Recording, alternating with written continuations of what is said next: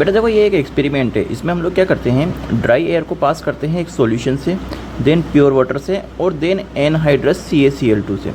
होता क्या है, यहाँ से ड्राई एयर को जब पास करते हैं सॉल्यूशन से तो वो वाटर वेपर लेता है। अब कितनी वाटर वेपर लेता है वो, तो देखो तो प्योर अगर वाटर होता है तो उसकी वेपर प्रेशर कितना होता है, प्योर वाटर का P0 होता है ना। और मान लो सॉल्यूशन के अंदर उसका वेपर प्रेशर कितना है, P है, तो वो P के बराबर वेपर प्रेशर के बराबर मास जो है वो गेन करेगा ड्राई एयर, ठीक है ना, मतलब इतना मॉइस्चर लेगा वो। अब जब उसको प्योर वाटर से निकाला तो देखो टोटल वेपर प्रेशर वाटर का P0 था, उसमें से P उसने गेन कर लिया फर्स्ट सॉल्यूशन से।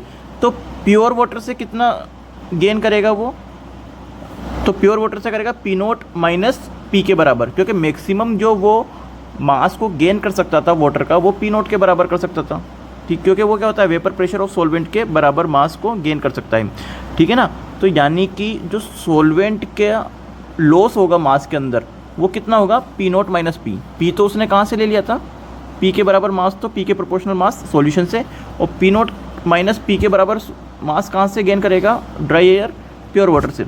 अब जब CaCl2 से इसको निकालते हैं तो जो वाटर वेपर इसने ली थी वो वाली वाटर वेपर CaCl2 के अंदर क्या हो जाएगी, एब्जॉर्ब हो जाएगी।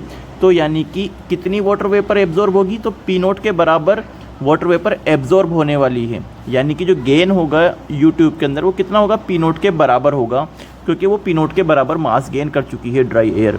बस इसी प्रिंसिपल को हमको लगाना था। तो loss in mass of solvent upon gain in mass of U tube जो होगा वो P0 minus P upon P0 के बराबर होगा। और हम जानते हैं ये किसके बराबर है, relative lowering of vapour pressure, और ये किसके बराबर हो जाएगा आपका, मोल फ्रैक्शन ऑफ सॉल्यूट के बराबर। बस हमको मोल फ्रैक्शन ऑफ सॉल्यूट का फॉर्मूला लगाना है।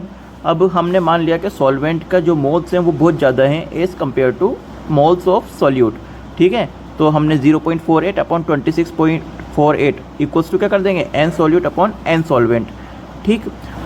एन सॉल्वेंट जो है वो कैसे निकाल लेंगे, 250 ml वाटर है, इसका मतलब क्या हुआ कि जो वाटर का मास होगा वो भी 250 होगा, और अपॉन में 18 करके उसके मोल्स निकाल लेंगे। तो एन ऑफ सॉल्यूट आ जाएगा 20, है ना, 20 अपॉन mm के बराबर आ रहा है, ठीक है, 20 अपॉन mm के बराबर। तो यहाँ से मोलर मास निकाल लेंगे जो कितना आ रहा है, 79 ग्राम पर मोल आ रहा है।